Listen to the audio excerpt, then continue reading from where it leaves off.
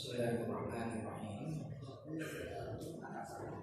Assalamualaikum warahmatullahi wabarakatuh. Waalaikumsalam warahmatullahi wabarakatuh. Innal hamdalillah nahmaduhu wa nasta'inuhu wa nastaghfiruh wa na'udzu billahi min shururi anfusina wa sayyiati a'malina. May yahdihillahu fala mudilla lahu wa may yudlil fala hadiya lahu. Asyhadu an la ilaha illallah wahdahu la syarika lahu wa asyhadu anna Muhammadan 'abduhu wa rasuluh. Qala Allah ta'ala ya ayyuhalladzina amanu taqullaha haqqa tuqatih wa la tamutunna illa wa antum muslimun. Amma ba'du fa inna asdaqal hadithi kitabullah wa khairal huda huda Muhammadin sallallahu alaihi wasallam wa syarrul umuri muhdatsatuha fa inna kulla muhdatsatin bid'ah wa kulla bid'atin dhalalah wa kulla dhalalatin finnar. Alhamdulillah, jemaah sekalian, kembali kita bisa melanjutkan kajian kita, yakni kitab Al-Adabul Mufrad karya Al-Imam Al-Bukhari rahimahullah. Dan di kesempatan ini kita masih membahas bab yang ke-80, yaitu babun fadlu man mata lahul walad. Bab pembahasan tentang keutamaan orang yang memiliki anak yang meninggal. Kita telah sebutkan hadis yang ke-143 dan juga hadis yang ke-144, dan terakhir sebelumnya juga kita telah bahas yang kita baca hadisnya, yaitu hadis yang ke-145. Baik, kita mengulang sedikit hadis yang ke-145 ini. Berkata Imam Al-Bukhari rahimahullah, haddatsana Ayyash qala haddatsana Abdul A'la qala haddatsana Sa'id Al-Jurairi an Khalid Al-Absi qala mata ibnun li fawajadtu alaihi wajdan shadidan faqultu ya Aba Hurairah ma sami'ta minan nabiy sallallahu alaihi wasallam syai'an yusahhi bihi anfusana an mautana. Qala sami'tu minan nabiy sallallahu alaihi wasallam yaqul siwarukum da'amisul jannah. Berkata Imam Al-Bukhari rahimahullah, telah mengajarkan kepada kami Ayyash. Dia berkata telah mengajarkan kepada kami Abdul A'la. Dia berkata telah mengajarkan kepada kami Sa'id Al-Jurairi. Dari Khalid Al-Absi, dia berkata, seorang anakku meninggal. Dikata Khalid Al-Absi, seorang anakku meninggal. Lalu aku pun menjumpai kesedihan yang sangat besar, sangat berat.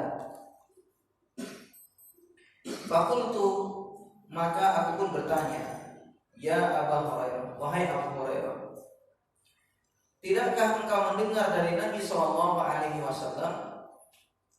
sesuatu yang dengannya engkau bisa melapangkan hati kami dari keluarga kami yang telah meninggal?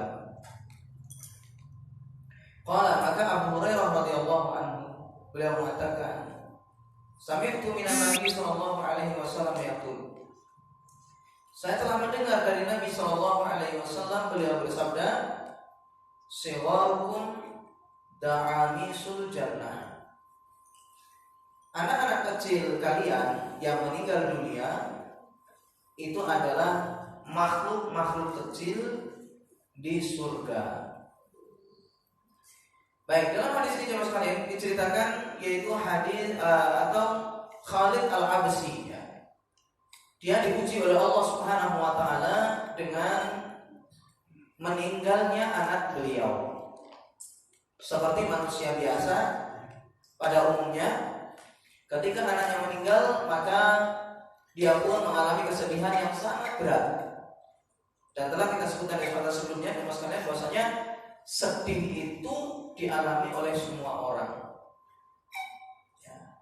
Jadi sedih itu dialami oleh semua orang, dan ini adalah merupakan tabiat manusia, sedih itu. Tetapi tidak boleh seseorang berlarut kemudian dia tampakkan ketidaksabarannya. Makanya tidak dibolehkan. Sedih itu biasa, tetapi jangan sampai orang itu berlarut kemudian menunjukkan ketidaksabaran terhadap takdir Allah Subhanahu wa taala. Nah, di sini Khalid Al-Habsyi dia diuji oleh Allah Subhanahu wa taala, yakni anaknya meninggal. Dan itu membuat beliau sangat bersedih sekali, sehingga untuk mengobati kesedihannya, Khalid Al-Habsyi ini bertanya kepada Abu Hurairah radhiyallahu anhu. Barangkali Abu Hurairah itu mendengarkan suatu hadis dari Nabi SAW yang dengan hadis tersebut kalau didengar maka akan melapangkan hati orang yang bersedih ketika diuji oleh Allah dengan meninggalnya salah satu anaknya. Maka Abu Hurairah radhiyallahu anhu beliau mengatakan, saya pernah dahulu mendengar dari Nabi SAW, beliau bersabda, siwarukum da'amisul jannah. Anak-anak kecil kalian yang sudah meninggal dunia itu, maka dia itu adalah da'amisul jannah, makhluk-makhluk kecil di surga. Para ulama mengatakan bahwasanya da'amis itu adalah jam'u duhmus, jamak dari kata duhmus. Wa huwa duhaibatun takunu fil ma'i la tufariquhu. Dan dia adalah makhluk-makhluk kecil yang ada di air yang la tufariquhu, yang dia tidak akan meninggalkan air itu. Antum gambarannya ya Mas kalian, da'amis ini intinya adalah hewan yang ada di sungai dan dia itu selalu sama sungai itu, tidak pergi-pergi dari sungai. Nah, gambarannya orang yang ada di surga ini anak-anak kecil yang meninggal dunia, maka di surga itu seakan-akan dia itu seperti hewan kecil yang ada di sungai itu, yang dia selalu dengan sungai tersebut dan dia tidak pergi dari sungai itu. Anak-anak kecil, kata para ulama, hadza shaghir fil jannah la yufariquha. Anak kecil yang meninggal ini Allah masukkan ke dalam surga, dan juga dia tidak akan meninggalkan surga itu, gak akan pergi, dia selama-lamanya di dalam surga tersebut. Wa tu'musu aidan huwa dakhanu fil umur, ay hum sayyahuna fil jannah. Mereka ini berenang-renang di dalam surga. Dakhaluna fi manaziliha, mereka masuk ke dalam tempat-tempat yang ada dalam surga tersebut. La yumna'una min mawdi'in, mereka tidak dicegah mau pergi kemanapun ke tempat yang mereka inginkan di surga itu.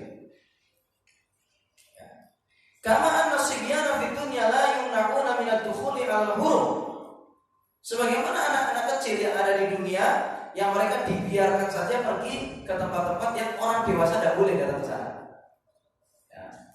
Kan yang namanya anak kecil ya Mas kalian kan mereka masih belum balik. Kalau kita kan tiba-tiba masuk ke rumah orang, tidak boleh ya. Tiba-tiba masuk ke rumahnya orang tanpa izin, tidak boleh. Tapi kan kalau anak kecil kan itu kan wajar. Ya.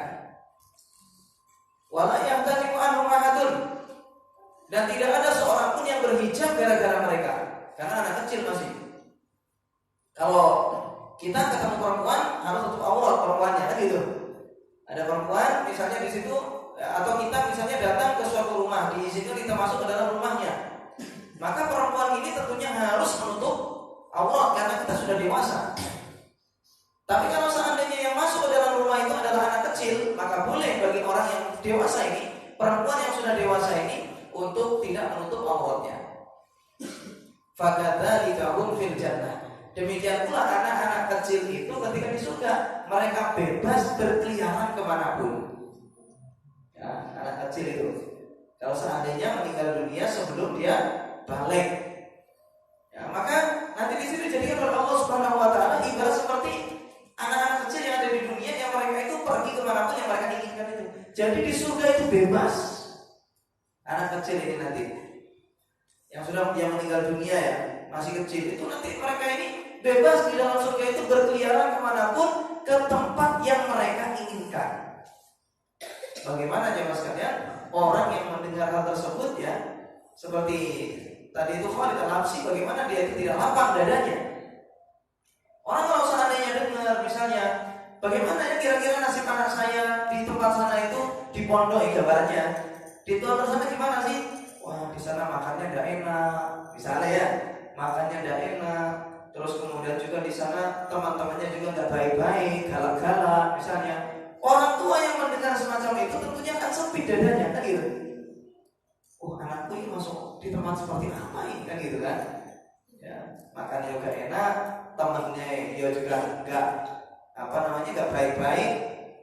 Ya, misalnya, kemudian warganya misalnya juga nggak bagus, tentunya orang tua sangat khawatir sekali dengan anaknya.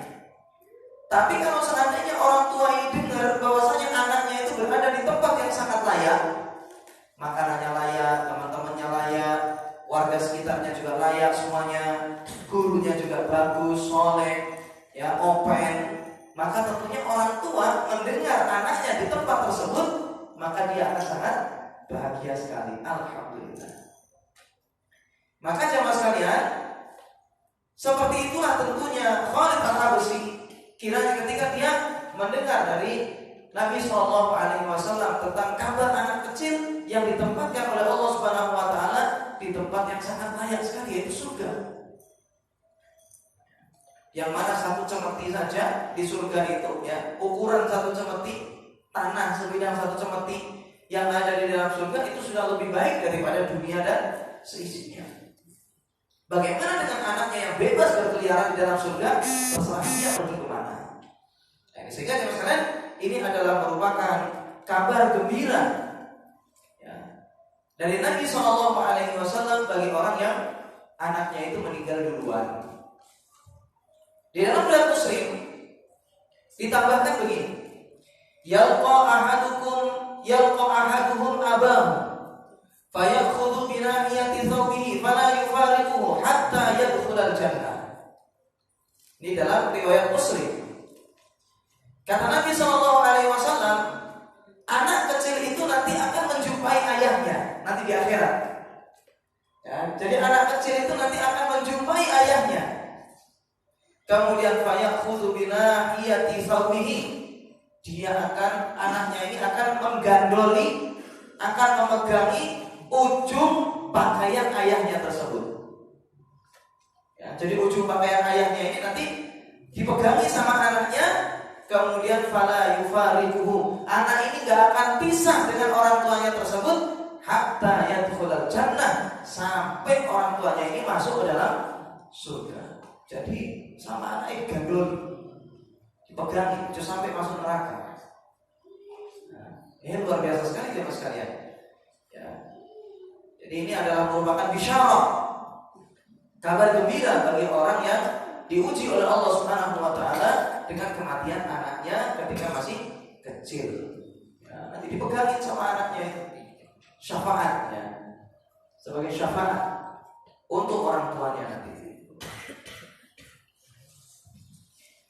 Sehingga dari hadis ini jemaah sekalian terdapat penjelasan bahwasanya anak kecilnya orang-orang muslim yang meninggal dunia, maka mereka ini akan masuk ke dalam surga. Sebagian ulama mereka menukil ijma dalam masalah ini. Sebagian ulama menukil ijma bahwasanya anak kecil, anak-anaknya orang muslim yang meninggal duluan ketika masih kecil, maka mereka akan dimasukkan oleh Allah ke dalam surga. Cuma ulama beda pendapat. Bagaimana dengan anak-anaknya orang musyrik? Kalau anak-anaknya orang muslim jelas dimasukkan ke dalam surga berdasarkan hadis-hadis yang sudah kita bahas tentang masalah itu. Tapi bagaimana sih dengan anak-anaknya orang musyrik? Apakah mereka ini masuk ke dalam neraka seperti orang tuanya, ataukah dia masuk ke dalam surga? Anak-anaknya orang musyrik, non-muslim. Ya, misalnya ada orang non-muslim, anaknya meninggal dunia.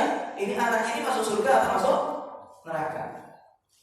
Ini ulama beda pendapat tentang masalah itu. Dalam satu hadis dari Ibnu Abbas radhiyallahu anhu, Nabi Shallallahu Alaihi Wasallam dahulu pernah ditanya, Su'ila Rasulullah Shallallahu Alaihi Wasallam an auladil musyrikin. Dahulu Rasulullah Shallallahu Alaihi Wasallam pernah ditanya tentang anak-anaknya orang musyrik, itu berada di mana sih? Maka faqala, Nabi Shallallahu Alaihi Wasallam bersabda, Allahu idh khalaqahum a'lamu bima kanu amilin. Kata Nabi Shallallahu Alaihi Wasallam, Allah yang menciptakan mereka lebih mengetahui dengan apa yang akan mereka kerjakan nanti. Para ulama mengatakan bahwasanya anak-anaknya orang musyrik ini yang sekalian, maka mereka ini nanti akan diuji oleh Allah Subhanahu wa taala di dalam akhirat.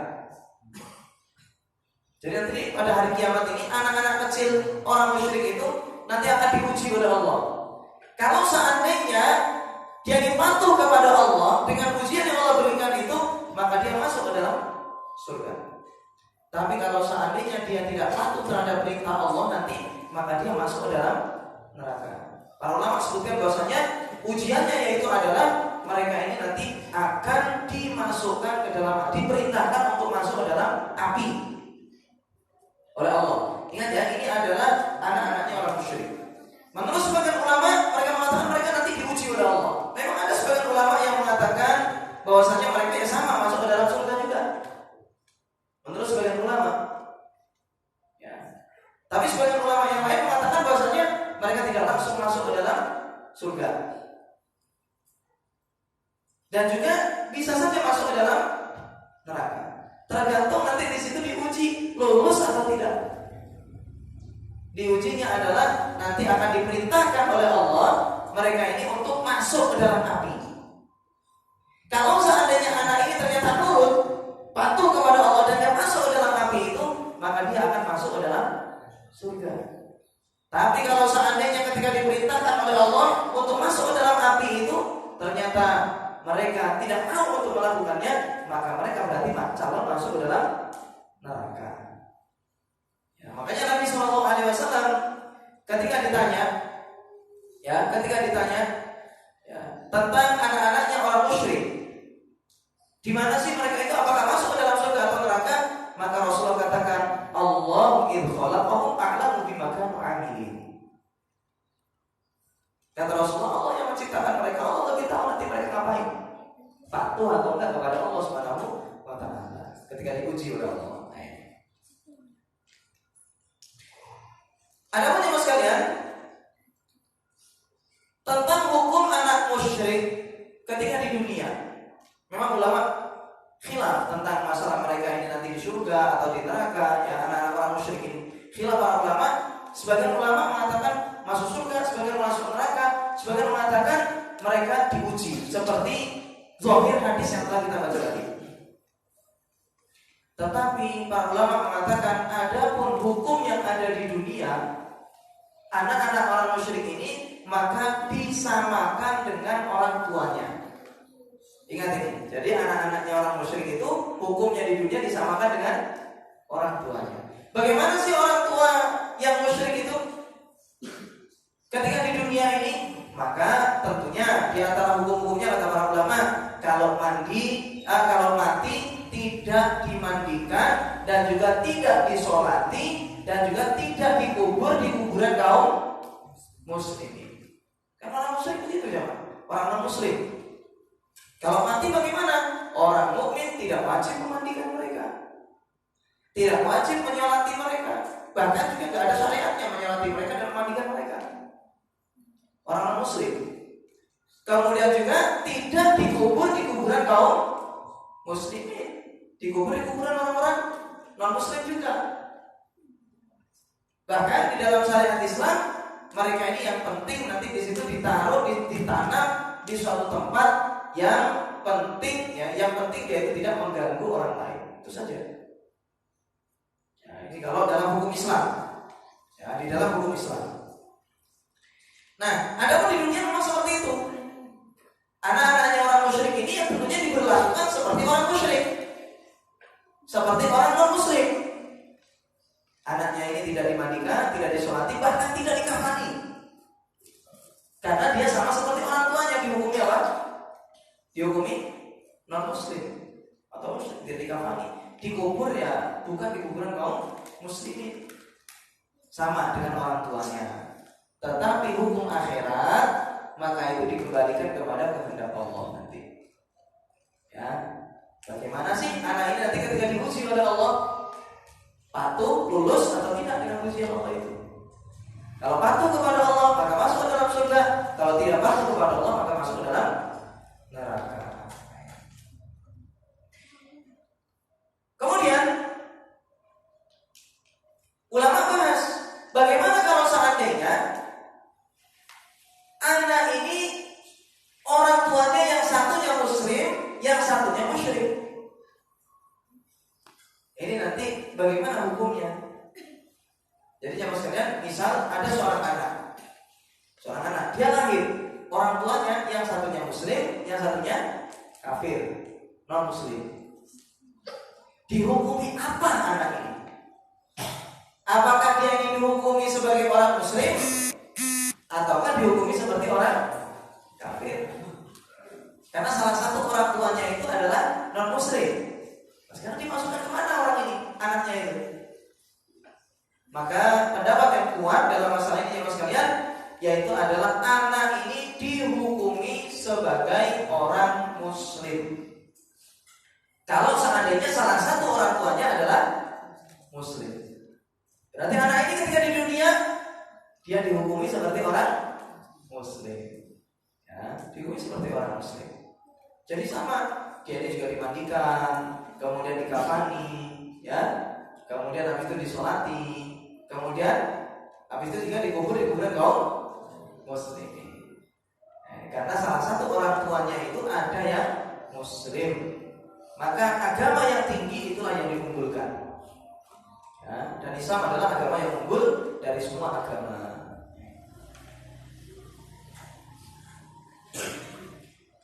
Baik, jadi intinya mas sekalian, ya, anak-anaknya orang muslim yang meninggal dunia sebelum balik, maka mereka masuk ke dalam surga.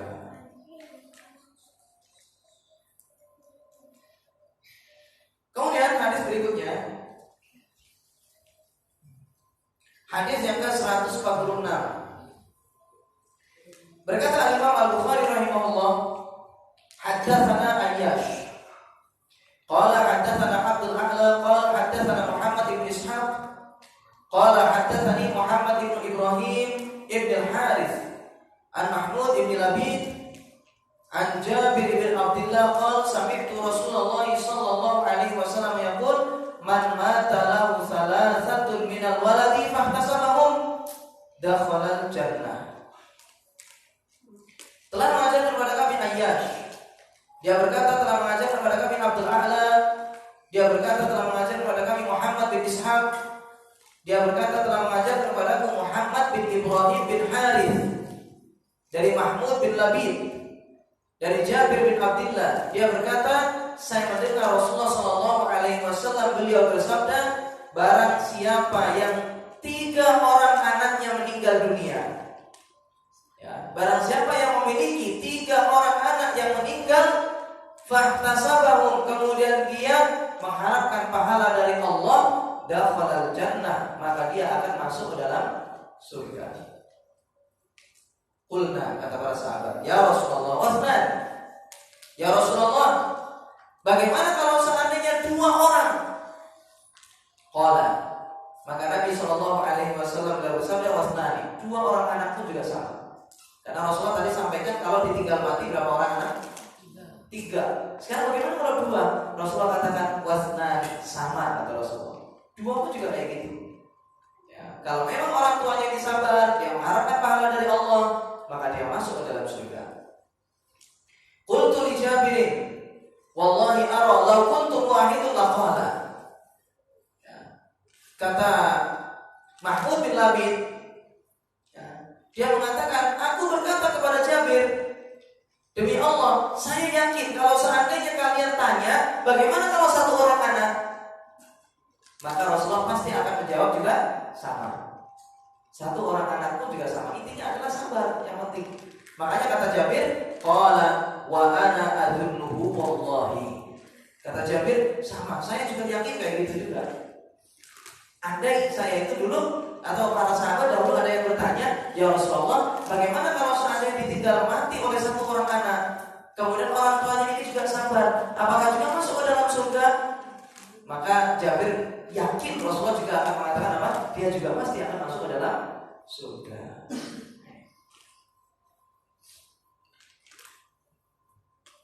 Dalam hadis ini jemaah sekalian,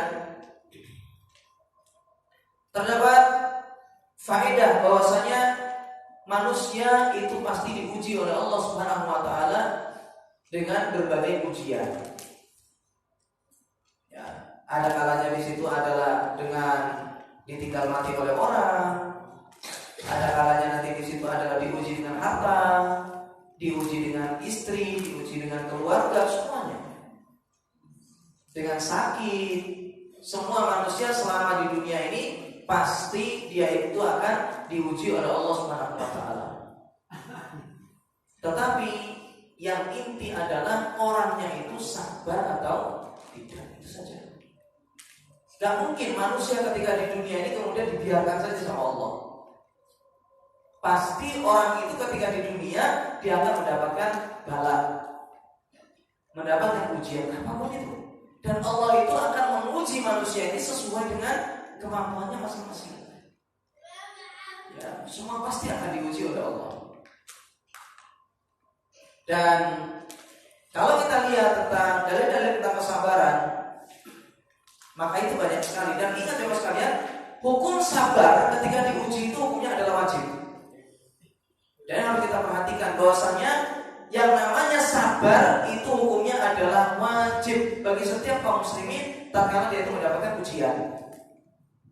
Makanya Allah Subhanahu wa taala berfirman dalam surah Ali Imran ayat 200. Kata Allah Subhanahu wa taala, "Ya ayyuhalladzina amanu sabiru wasabiru warabitu wattaqullah."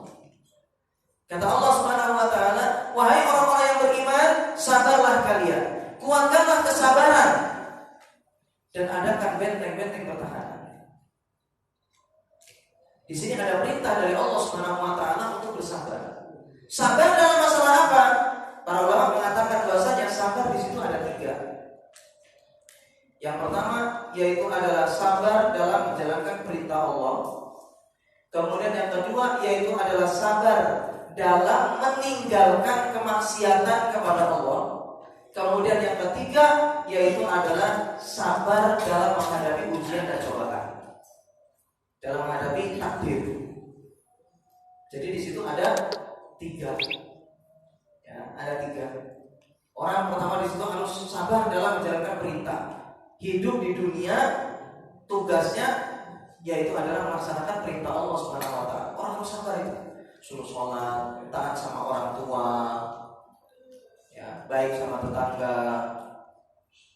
Ya, bulan Ramadan, ya bulan Ramadan harus puasa. Orang yang berharta harus haji. Dan juga sebelumnya harus zakat.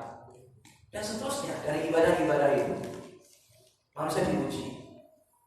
Kemudian yang berikutnya manusia juga diuji, disuruh untuk sabar dalam meninggalkan kemaksiatan, dari durhaka kepada orang tua, ya, dari pergaulan bebas, ya, membuka aurat, sama, harus sabar meninggalkan maksiat. Kemudian menjauhi, mendekati zina, ya, minum-minuman keras dan maksiat-maksiat yang lain. Ya, dia dilarang untuk mengganggu sesama mukmin, tidak boleh menyakiti sesama mukmin. Ya. Dia harus menghadapi itu semuanya. Dia harus sabar dalam menjauhi kemaksiatan. Kemudian yang berikutnya, orang juga harus sabar dalam menghadapi takdir. Ya, orang masing-masing diuji oleh Allah, diuji sakit, ya, dari kita yang macam-macam, ya, diuji dengan kemiskinan, ya kan. Kadang kita ini juga diuji dengan apa? Kebodohan. Bodoh itu juga ujian ya maksudnya. Ya, kadang orang itu memang udah belajar rajin tapi juga nggak pintar-pintar, ujian. Sabar ya orangnya. Ya. Makanya Allah Subhanahu wa taala berfirman, "Walanabluwannakum bisyai'in minal khawfi wal ju'i wa naqsin minal amwali wal anfusi wath thamarat wa basyiris shabirin." Dalam surah Al-Baqarah ayat 155. Kata Allah Subhanahu wa taala, "Dan kami uji kalian dengan sedikit dari rasa takut, kemudian juga dari dari lapar, wa naqsi minal amwal, dan juga dari kekurangan harta, wal anfus, dan juga kehilangan jiwa dari keluarganya misalnya, ya. Was samarat, dan juga Allah uji dengan kekurangan dari buah-buahan, paceklik. Tetapi kata Allah, wa basyiris shabirin, dan berilah kabar gembira kepada orang-orang yang bersabar. Ya, makanya ulama katakan bahwasanya sabar itu hukumnya adalah wajib. Makanya orang yang diuji oleh Allah, sekalian, orang yang diuji oleh Allah itu ada tingkatan-tingkatannya. Tingkatan yang pertama, diuji oleh Allah murka. Ketika diuji oleh Allah, dia itu tidak terima dengan takdir Allah. Dia tampakkan ketidaksabaran dia, omel, ya, ini untuk ketidaksabaran ya mas kalian, omel ya. Ketika ketika diuji oleh Allah misalnya, dia ngomel-ngomel, teriak-teriak. Kalau orang jahiliyah dahulu tampar-tampar pipi, kemudian habis itu merobek baju. Orang jahiliyah gitu dulu, teriak-teriak. Nah, ini orang yang tidak sabar, dan ini adalah orang yang murka dengan takdir Allah Subhanahu wa taala. Dan itu kadang kita jumpai yang kayak gini-gini, diuji oleh Allah, nangis, histeris, haram semacam ini. Ya, nangis histeris, orang mukmin tidak boleh gitu. Adapun mencucurkan air mata misalnya, ya, maka itu adalah memang tidak kuasa manusia ya. Air mata bercucuran sendiri, tapi orang ini tidak sampai dia histeris. Adapun air mata bercucuran itu biasa, orang tidak akan bisa menghindar itu, keluar sendiri kalau itu sudah. Tapi kalau sampai histeris, maka ini adalah keharaman, namanya meratap, niat, dan ini tidak dibolehkan. Dan ini adalah maksiat kepada Allah. Kemudian tingkatan yang kedua, orang yang diuji oleh Allah itu ada kalanya dia itu bersabar. Kalau sabar ini jemaah sekalian, dia ini merasa berat, tetapi dia itu menahan diri. Sedih itu dialami semua orang, tetapi dia tidak sampai teriak-teriak, tidak sampai ngomel, tidak sampai dia itu merusak bajunya, tidak sampai lempar-lempar sesuatu, tidak sampai nampar-nampar pipinya. Benar, di dalam hatinya itu ada sesuatu yang memang berat bagi dirinya, tetapi dia menahan diri. Ini namanya sabar. Dan ini hukumnya adalah wajib. Wajib bagi kita itu untuk sabar ini. Kemudian kalau mau ke tingkatan yang ke atas lagi, ketika diuji oleh Allah Subhanahu wa taala, maka dia itu namanya ridho. Diuji oleh Allah dengan ujian apapun, tapi dia ridho. Dan ridho ini tingkatannya di atas sabar. Dan ini hukumnya adalah fadilah, sunnah. Apa bedanya dengan sabar ini sih? Para ulama mengatakan bahwasanya ridho itu adalah menurut dia ada musibah, tidak ada musibah, sama. Dari tingkatan yang sangat luar biasa. Ketika dia mendapatkan ujian dengan tidak mendapatkan ujian, sama saja bagi dia. 50%, 50%. Yo gak nangis, yo gak ketawa-ketawa. Dia sama aja kayak kehidupan sehari-hari itu. Ya. Ini namanya ridho. Dan ini tingkatan yang sangat luar biasa. Dan ini hukumnya adalah sunnah. Diuji oleh Allah, namun dia lega. legowo hatinya itu, nggak ada rasa berat sama sekali.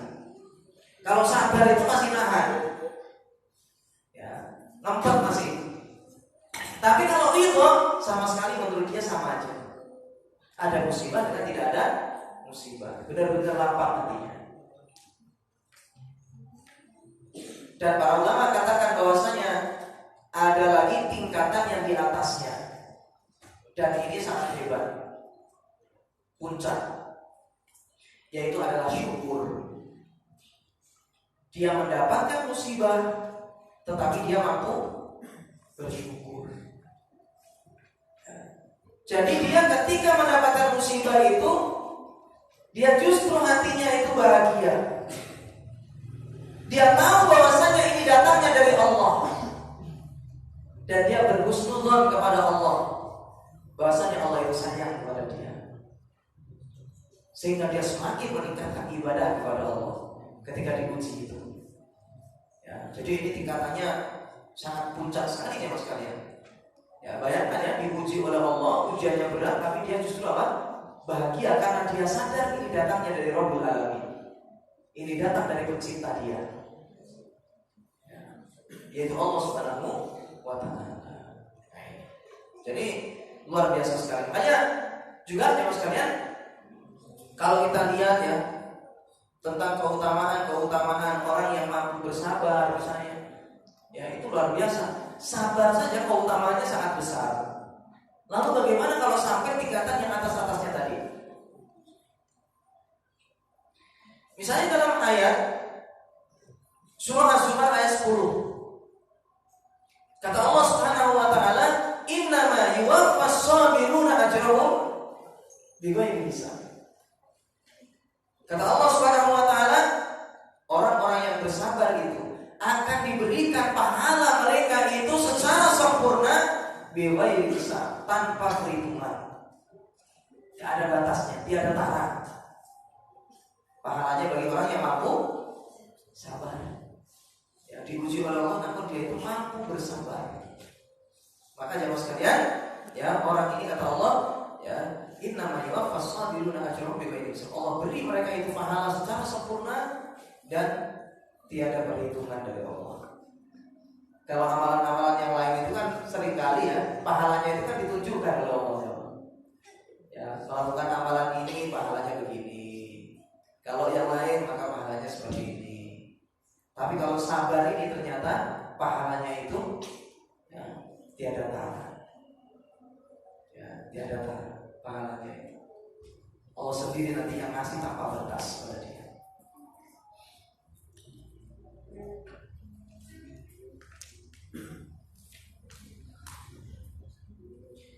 Dan juga tentang masalah sabar. Dalam suatu hadis kata Nabi SAW, inna 'idhamal jazaa'i ma'a 'idhamil bala. Wa inna Allah ta'ala idza ahabba qauman ibtalahu faman radiya falahu ridha wa man sakhita falahu sukhtu. Kata Nabi SAW, sesungguhnya besarnya pahala itu bergantung dengan besarnya ujian. Ingat ini, semakin besar ujian yang Allah berikan kepada seseorang, maka pahalanya semakin besar. Pahalanya semakin tinggi, semakin diuji banyak oleh Allah, pahalanya semakin besar. Kemudian kata Nabi SAW, wa inna Allah idza ahabba qauman ibtalahu. Dan sesungguhnya Allah apabila cinta kepada seseorang, maka Allah uji mereka.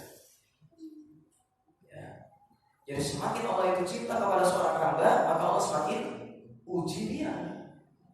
Jangan dikira orang semakin dicintai oleh Allah itu semakin aman-aman saja. Ya. Karena itu tadi untuk meninggikan derajat orang tersebut di hadapan Allah. Makanya Nabi SAW jelaskan, ujian manusia yang paling berat yaitu adalah para nabi. Ujian manusia ini paling berat justru adalah para nabi. Mungkin pikirnya kita, nabi itu kan kekasih Allah, tentunya yang ngapain diuji-uji, ngapain disakitin, ngapain ada musuhnya kan gitu kan, ngapain orang dipanah